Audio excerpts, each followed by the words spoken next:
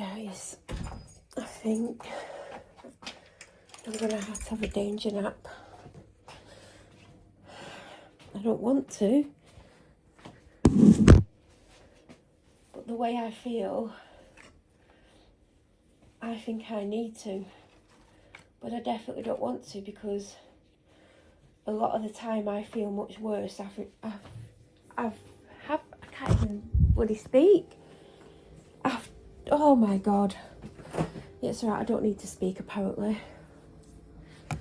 I always feel worse for having oh God, can't even really speak. I literally can't speak. I always feel worse after having any kind of nap. Thank God that sentence came out. But I was just sat down about 10 minutes ago. I was like, I feel so unbelievably tired. Like bedtime tired. Actually, it was worse than bedtime tired. It just... I've got a fan on. I might turn that off, but then I might not. I don't know.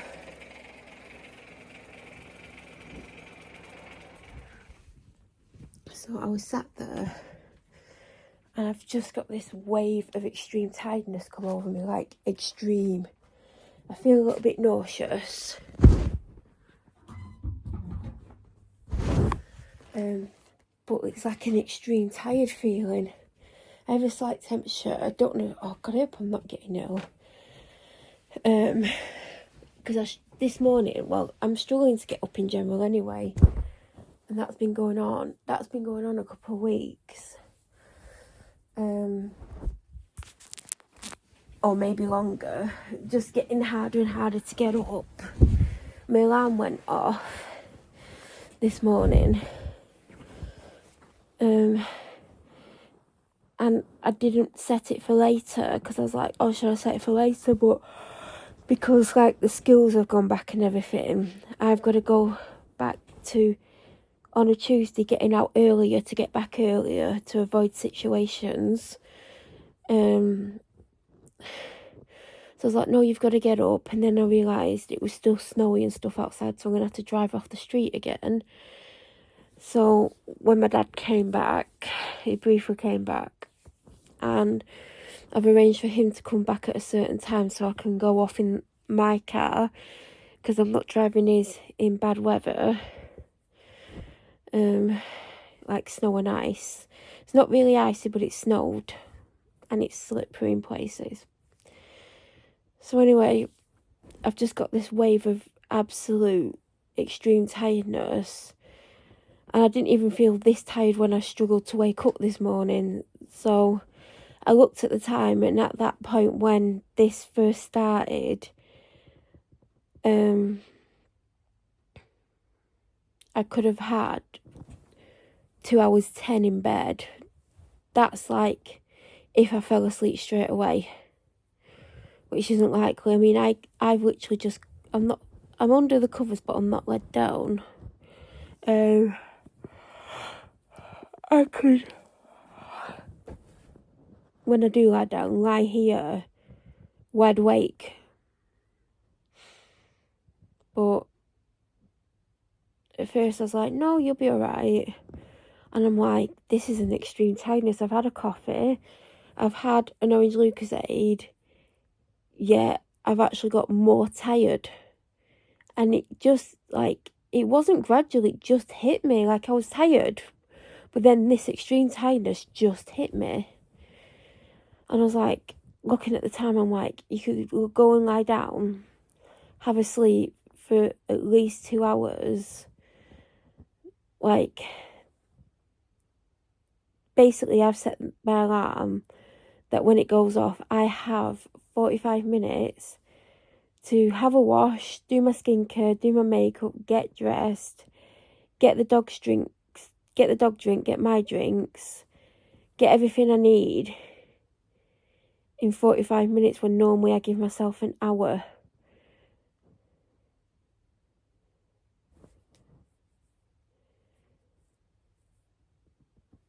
But if I fall asleep now,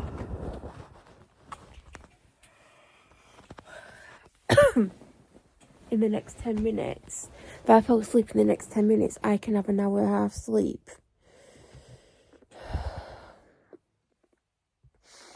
And I don't nap. I can't remember the last time I actually physically came and got in bed during the day to sleep. Because sometimes I'll come up here and lounge across the bed for 10 minutes. But I can't remember the last time I literally came and got in bed to try and have some sleep. I think it's a couple of years. And this is dangerous because I don't nap for the very reason. When I wake up, I generally feel much worse. But I'm not feeling great. So I'm going to have to risk it.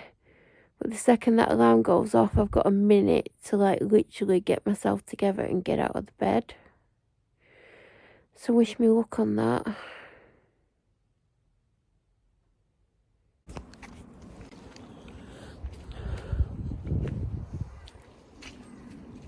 So I thought I'd do an update. I did manage to go to sleep. And that speaks volumes because normally, no matter how tired I am, I don't get to sleep easily, quickly or at all. So the fact that I got to sleep said a lot. Now I was very reluctant to have that sleep, I'm not going to lie. Because typically if I have any kind of nap, I wake up feeling horrendous. Much worse than I did before the sleep. Now this morning, when my alarm went off, I had to get up because I didn't know what the weather was like. I didn't know if the snow was still around. I don't know if it was slippery outside. So I had, even though I don't want to, come on, you've been sniffing that for ages. I had planned to walk from the house. As much as I've been dreading the moment where I'm going to have to start doing it again, I was like, if there's no snow or ice, I'm going to have no choice. And I have to get out earlier on a Tuesday to get back earlier to just make sure I'm not putting in a horrible situation. So that's why I got up. And even though like I'd got up and like got out of bed and then I didn't even check what it was like outside, I just got up. Because obviously in my head that was the plan, because I didn't think I would get out of walking the dog from the house today. I basically thought the weather was gonna be melted and I'd have no choice. When really in reality I don't want to walk off the street anymore. I don't feel comfortable about it. It scares me. I've not done it for like 2 weeks at least, probably slightly longer. And I've enjoyed not having to walk off the street or walk back on. But because I can't take my car without something being put there, I can't do that. I don't know where you're actually taking me. So I've gone completely off the path. Oh, you should take me back to it now. So yeah, I went to sleep. And then I woke up. I needed a wee, went another wee. Didn't look at the time. Did I look at the time? I think I looked at the time. And I think I've been asleep for 45 minutes.